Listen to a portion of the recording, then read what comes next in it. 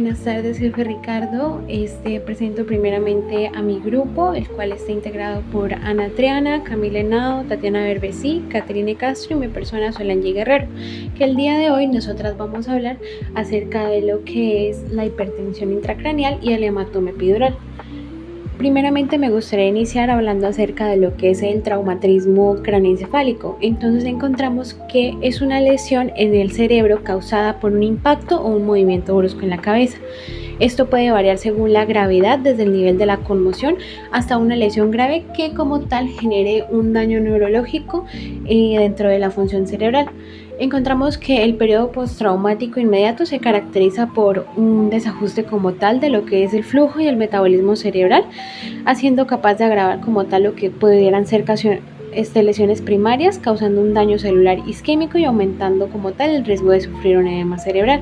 Encontramos que el tratamiento posee unos objetivos iniciales, el cual es corregir rápidamente las insuficiencias que se puedan producir en órganos blancos, restaurar el estado hemodinámico sistémico y generar una hematosis correcta para asegurar la perfusión y como tal el adecuado aporte de oxígeno en el paciente.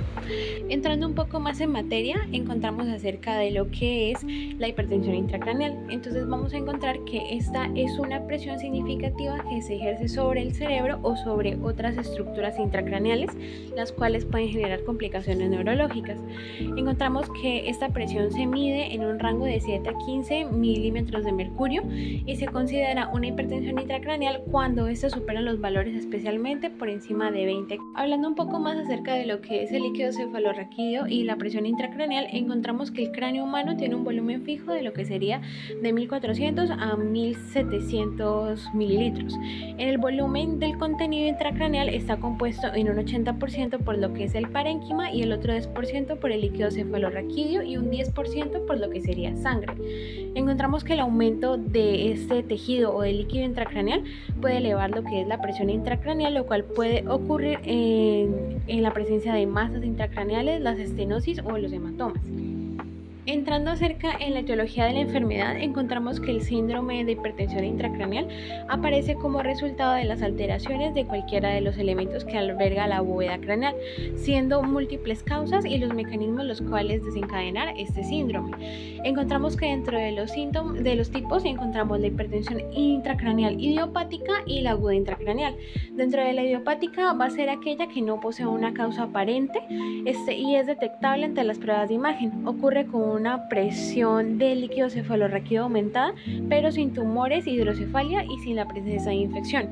Y en la hipertensión aguda intracraneal vamos a encontrar que se da el aumento rápido y repentino de la presión intracraneal, generalmente secundario a una causa identificable, como lo puede ser un traumatismo, una hemorragia intracraneal, un infarto cerebral con un edema masivo, el tumor cerebral o crecimiento rápido y las infecciones como lo puede ser la meningitis y la encefalitis.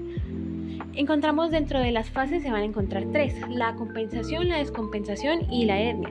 Dentro de la compensación vamos a encontrar que es una de las fases iniciales en el aumento de cualquiera de los componentes intracraneales, como lo puede ser la sangre o el líquido cefalorraquídeo. En la descompensación, una vez alcanzado el límite de compensación, se iniciará el aumento progresivo de la presión ejercida por el líquido cefalorraquídeo dentro de los ventrículos cerebrales. En esta fase, en cualquier incremento adicional del volumen de la lesión será acompañado por un aumento de lo que es la presión intracraneal. Y en la parte de la hernia se produce cuando el aumento de la presión en alguno de los compartimentos craneales, como el haz del cerebro, la tienda del cerebelo o el foramen magnum, se produce el desplazamiento del parénquima cerebral a través de dichas estructuras, ocasionando una hernia dentro de lo que es el tejido cerebral. Vamos a hablar acerca de la clasificación de esta. Entonces podemos encontrar primero que se puede dar por un aumento del volumen cerebral. Entonces encontramos que se pueden dar tanto por procesos expansivos intracraneales, dentro de los cuales encontramos lo que son tumores del sistema nervioso central, lo que son colecciones subdurales, quistes aracnoideos, abscesos cerebrales. También encontramos edemas vasogénicos como infecciones del sistema nervioso central, infartos isquémicos, hematomas intracraneales, también edema celular, lesión axonal traumática y también una lesión ixómico-isquémica, y por último el edema intersticial en una hidrocefalia. También encontramos que esta se puede clasificar según un aumento del volumen sanguíneo que se puede dar debidamente por trombosis de los senos venosos, que es una de las principales. También se puede dar por hipercapnia, por hipertensión arterial, también por traumatismo craneal, síndrome de vena cava superior. Se puede también deber por un aumento del volumen del líquido cefalorraquídeo, que se puede ver primero una hipersecreción en donde se encuentran lo que son papilomas de plexos caroideos. También se puede encontrar por obstrucciones debido pues a diferentes tumores o hemorragias, algunas alteraciones de la reabsorción, sobre todo en lo que son las trombosis de los senos venosos, y por último la malfunción de la válvula de derivación ventrículo-peritoneal arterial, que es una de las principales causas que se pueden ver en este. Dentro de las causas encontramos pues las causas primarias o intracraneales, dentro de las cuales encontramos lo que son los tumores cerebrales, un ACV isquémico, hemorragia intracerebral no traumática, que se puede dar debidamente por una ruptura de aneurisma, una hemorragia hipertensiva, también una hipertensión intracraneal idiopática o benigna, hidrocefalia, meningitis o malformaciones congénitas. Ya también encontramos por otra parte lo que son las causas secundarias o extracraneales, dentro de las cuales encontramos lo que es una hipoventilación que causa pues hipoxia o hipercapnia, una hipertensión, obstrucción de las vías respiratorias, lo que son convulsiones, hiperpirexia, edema cerebral de gran altitud, una obstrucción del flujo venoso estructural cervical y una polifarmacia. Los síntomas más comunes que vamos a encontrar en este caso son lo que es una cefalea intensa o persistente, también una pérdida de visión transitoria o progresiva, una diploma, que es la visión doble, especialmente por la parálisis del sexto par craneal o el nervio abducens, tinnitus pulsátil, y también vamos a encontrar lo que es el papiledema o el edema del nervio óptico. Bueno, y ahora seguiremos con el diagnóstico de la hipertensión intracraneal. Debemos tener en cuenta que esto implica una combinación de lo que es la evaluación clínica, los resultados de estudios de neuroimagen, como lo son la resonancia magnética, la tomografía computarizada y la medición de la presión intracraneal. Al momento de realizar un examen físico, debemos tener en cuenta lo que es la exploración de los pares craneales, con el fin de evaluar si existen algunas anomalías, como lo son anomalías en la pieza visual, en las reacciones pupilares, en la simetría facial y problemas en la audición. También debemos hacer evaluaciones motoras y sensitivas, las cuales nos permiten identificar si existen algún tipo de déficit neurológico focal. Dentro de este examen físico también debemos evaluar cualquier alteración del estado mental o depresión sensorial, así como evaluar la marcha y la coordinación, así como la función cerebral y el equilibrio. Debemos tener en cuenta que algunos bebés podrían presentar lo que es ensanchamiento de las suturas craneales y fontanelas abultadas.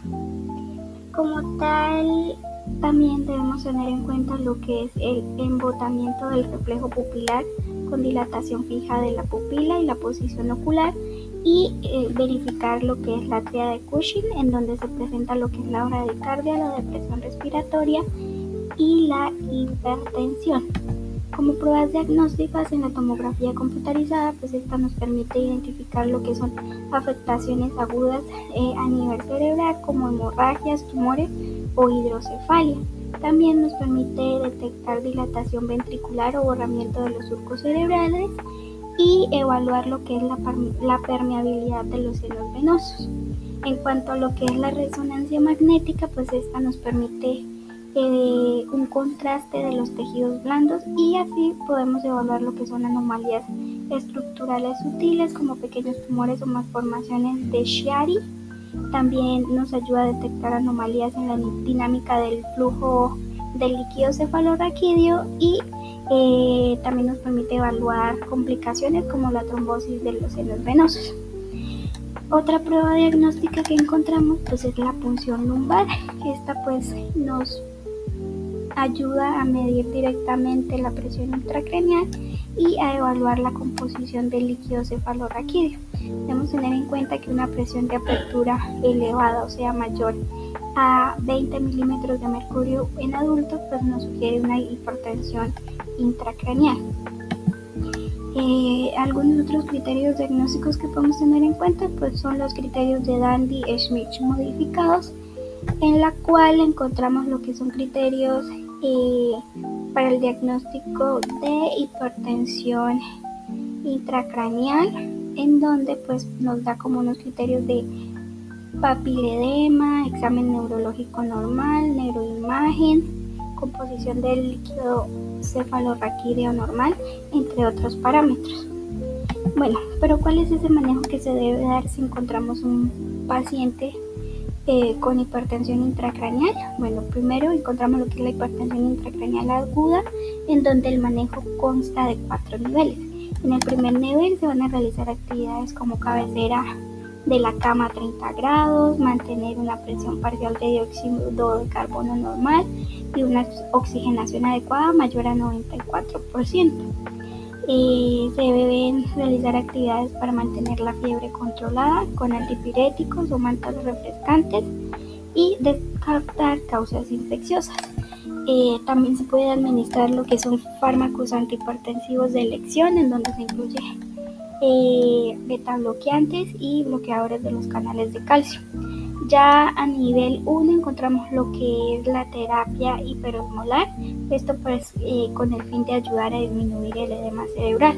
Entonces se administra manitol en un bolo de 0,25 a 1 gramo por kilogramo de peso corporal. Se realiza lo que es un catéter ventricular externo para monitorizar y medir la presión intracraneal, y esto mediante el drenaje de lo que es el líquido cefalorraquídeo.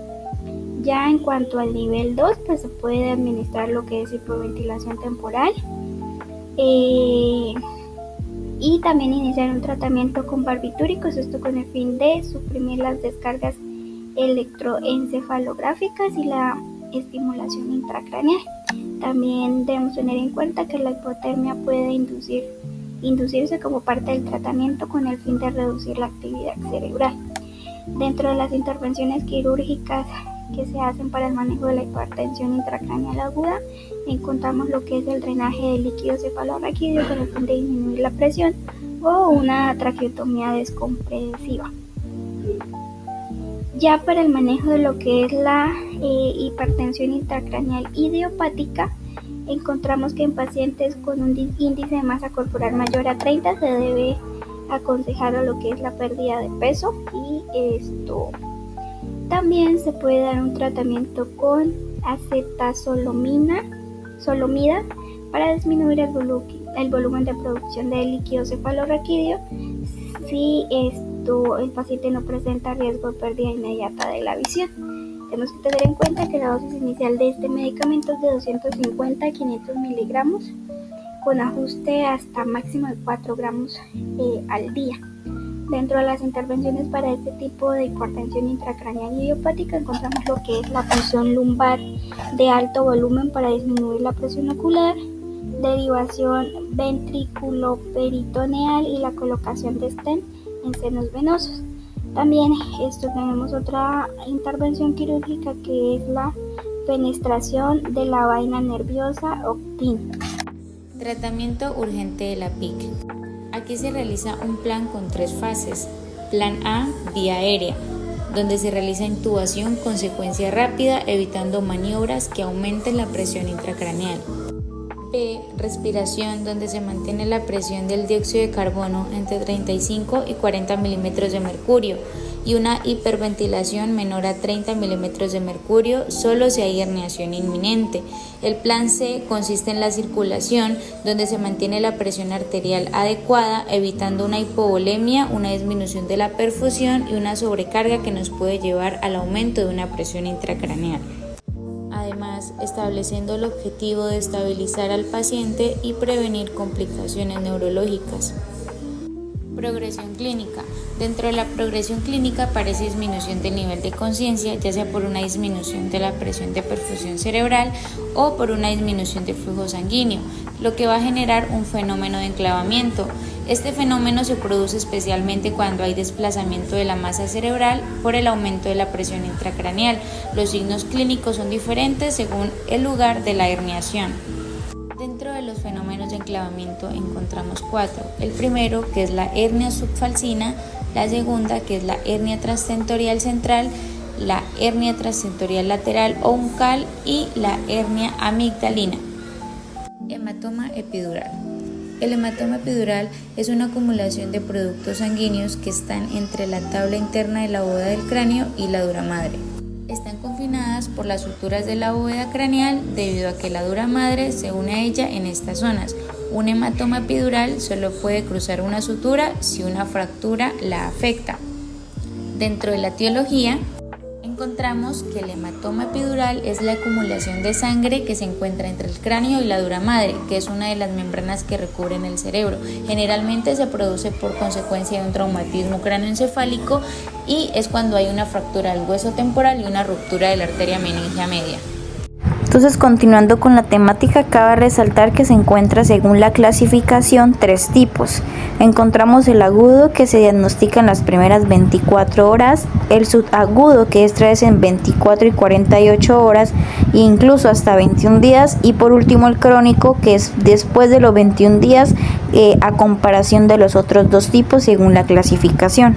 Listo, en la parte del pronóstico y mortalidad, según los datos y los factores epidemiológicos de estadísticos de este tipo de trauma, nos encontramos que la mortalidad varía entre el 15 y el 20% y que el pronóstico como tal va a ser de acuerdo a esa agilidad y rapidez del diagnóstico y tratamiento, y así como el estado neurológico y de conciencia que presente el paciente. La presencia de un intervalo lúcido se refiere a una mejoría transitoria de la conciencia antes del deterioro, es decir, es un dato muy importante y clásico en este tipo de trauma, pero no siempre está presente en el paciente. Ahora tenemos las diferencias en comparación con otros hematomas. Entonces, cabe resaltar que en una tomografía computarizada el hematoma epidural suele verse como una imagen biconvexa, que se refiere en forma de lente, a diferencia del hematoma subdural, que se presenta como una imagen cóncava. Hay que resaltar que el hematoma epidural se limita más bien por las suturas craneales, mientras que el subdural puede extenderse más ampliamente en el cráneo. Entonces podemos observar las imágenes a la derecha, donde muestran un claro ejemplo de la diferencia a comparación con otros hematomas, como estoy mencionando. Dentro de las causas más comunes encontramos primero el traumatismo de craneales severos, una fractura de cráneo. Debido a esto también podemos encontrar un trastorno de la coagulación, malformaciones vasculares cerebrales e incluso podemos encontrar algunos tipos de tumores cerebrales. Dentro de los signos característicos que podemos encontrar, primero el dolor de cabeza intenso y persistente, confusión mental, desorientación, somnolencia o pérdida de la conciencia, náuseas y vómitos, crisis convulsivas, anosocoria y también parálisis en el lado opuesto del hematoma, es decir, alteraciones del habla, del lenguaje, de los movimientos, dependiendo de la localización de este. En casos más graves y profundos podemos encontrar signos de hipertensión intracraneal, que esto se evidencia como una respiración irregular, una hipertensión arterial y bradicardia. Ahora, cuando hablamos del diagnóstico, tenemos que tener en cuenta que su base principal es debido a la clínica y a las pruebas de imagen. Entonces, dentro del primer tipo de prueba diagnóstica que vamos a encontrar para esto, nos encontramos con la tomografía computarizada de cráneo, que es como la técnica más clásica, más escogida, donde el hematoma epidural se observa como una imagen hiperdensa biconvexa entre el cráneo y el cerebro. De segundo tenemos la resonancia magnética, que es muy útil en casos seleccionados o cuando la tomografía computarizada no está disponible o no se puede. Y la angiografía cerebral, que indica si se sospecha alguna malformación vascular o alguna aneurisma. Ya para terminar, tenemos las complicaciones que se pueden presentar. Una de estas es la lesión cerebral permanente, que puede persistir incluso con un tratamiento rápido y efectivo. Las convulsiones, que pueden durar semanas, meses o incluso hasta años después de la lesión. La herniación cerebral, que puede causar causa permanente o la muerte. La hidrocefalia normotensiva, que los síntomas son la debilidad, dolores de cabeza muy fuertes, incontinencia, dificultad para caminar, náuseas y vómitos, parálisis o pérdida de la sensibilidad, que suelen comenzar en el momento de la lesión, dificultad para moverse, para realizar movimientos, deterioro neurológico progresivo con disminución de la capacidad de respuesta y la pérdida de conocimiento, la memoria. Estas y otras complicaciones pues se pueden presentar en este tipo de lesión. Muchas gracias por su atención.